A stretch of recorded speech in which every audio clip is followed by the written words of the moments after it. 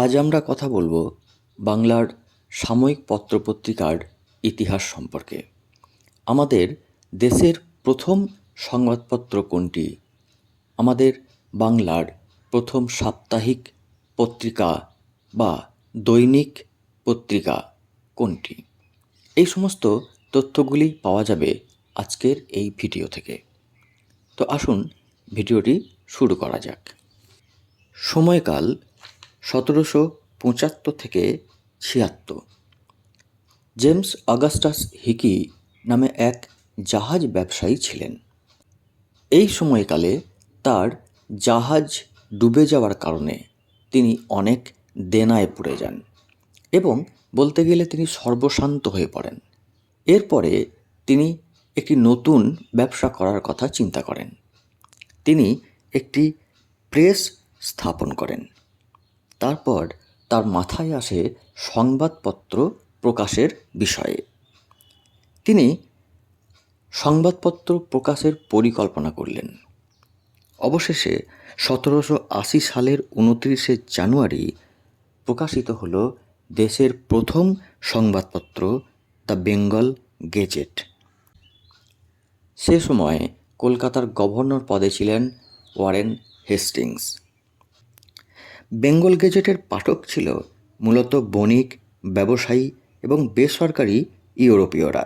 তবে শুধু সংবাদ ছাপানো নয়, এই কাগজে সমালোচনাও প্রকাশ পেত এবং বলা বাহুল্য যে সে সময় ওয়ারেন হেস্টিংসের পরিবারের বিরুদ্ধে কিছু আপত্তিকর প্রবন্ধ লেখার কারণে এই পত্রিকাটি বন্ধ করে দেওয়া হয়েছিল।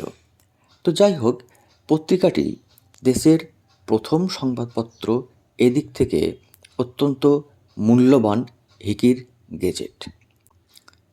দ্য বেঙ্গল গেজেট সেই সময় আরও অন্যান্যদের পত্রিকা প্রকাশে উদ্বুদ্ধ করেছিল বলা যায়। 1780 সালের নভেম্বর মাসে ইন্ডিয়া গেজেট প্রকাশিত হয় এবং এই সময় পর্বে আরও বেশ কিছু পত্রপত্রিকা প্রকাশিত হয়েছিল, যেমন Bengal Journal, the Calcutta Chronicle, the Calcutta Gazette, Calcutta Courier, India Apollo, Bengal Hurkaru, এসব উল্লেখযোগ্য। এরপর বলতে হয় 1818 সালের কথা। বাংলা পত্রপত্রিকার ইতিহাসে এই বছর ছিল স্বর্ণোজ্জ্বল একটি বছর। 1818 সালের এপ্রিল মাসে জে.সি. মার্সম্যানের সম্পাদনায় শ্রীরামপুর মিশন থেকে প্রকাশিত হল বাংলা ভাষায় মুদ্রিত প্রথম সাময়িক পত্র দিগদর্শন। পত্রিকার প্রথম সংখ্যাটি ছিল 16 পৃষ্ঠার। পত্রিকাটি 2 বছর 2 মাস চলে বন্ধ হয়ে যায়।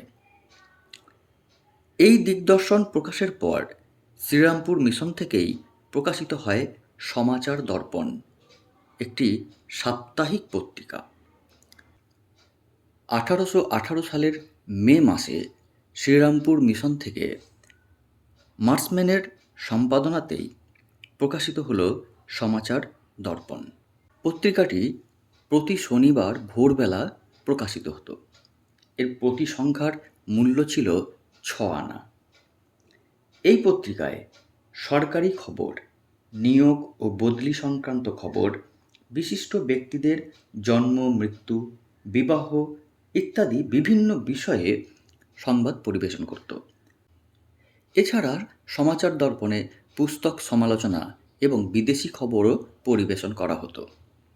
সমাচার দর্পণ 1832 সাল পর্যন্ত সপ্তাহে একবার প্রতি শনিবার প্রকাশিত হতো, কিন্তু 1832 সালের 11ই জানুয়ারি থেকে পত্রিকাটি সপ্তাহে 2 বার, শনিবার ও বুধবার প্রকাশিত হতে থাকে।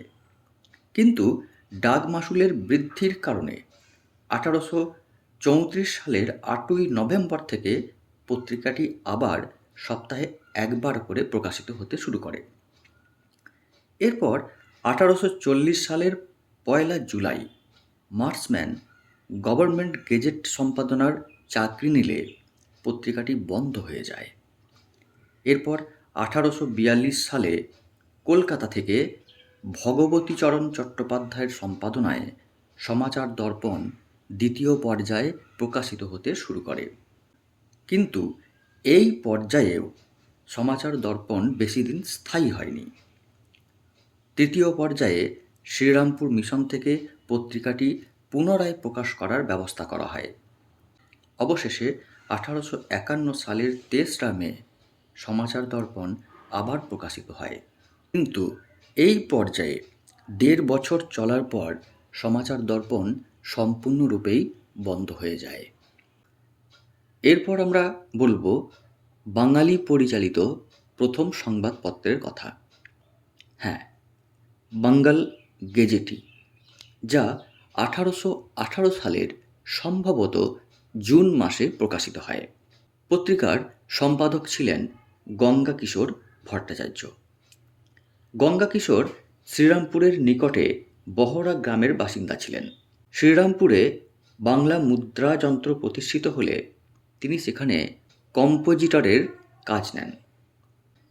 কিন্তু এরপর তিনি কলকাতায় চলে আসেন এবং বই প্রকাশ ও বিক্রির ব্যবসা শুরু করেন। 1818 খ্রিস্টাব্দে তিনি বাঙ্গাল গেজেটি প্রেস স্থাপন করেন। এরপর তিনি সংবাদপত্র প্রকাশের বিষয়ে চিন্তাভাবনা শুরু করেন। অবশেষে 1818 সালের জুন মাস নাগাদ তিনি প্রকাশ করেন বাঙ্গাল গেজেটি। এই বাঙ্গাল গেজেটিই ছিল বাঙালি সম্পাদিত প্রথম সংবাদপত্র। বাঙ্গাল গেজেটি প্রতি শুক্রবার প্রকাশিত হতো এবং এই পত্রিকায় সরকারি বিজ্ঞাপন, আইন, কর্মচারী নিয়োগ এই সমস্ত বিষয়ে সরল বাংলায় খবর পরিবেশন করত। তাছাড়া স্থানীয় মানুষের নানা কথাও স্থান পেত এই পত্রিকায়। পত্রিকাটির মাসিক মূল্য ছিল 2 টাকা। বছরখানেক চলার পর বাঙ্গাল গেজেটি বন্ধ হয়ে যায়। তাহলে দেশের প্রথম সংবাদপত্র হলো হিকির গেজেট, এরপর দিগদর্শন বাংলা ভাষায় প্রকাশিত প্রথম মাসিক পত্রিকা, সমাচার দর্পণ বাংলা ভাষায় প্রকাশিত প্রথম সাপ্তাহিক পত্রিকা এবং বাঙ্গাল গেজেটি হলো কোনো বাঙালি দ্বারা সম্পাদিত প্রথম সংবাদপত্র।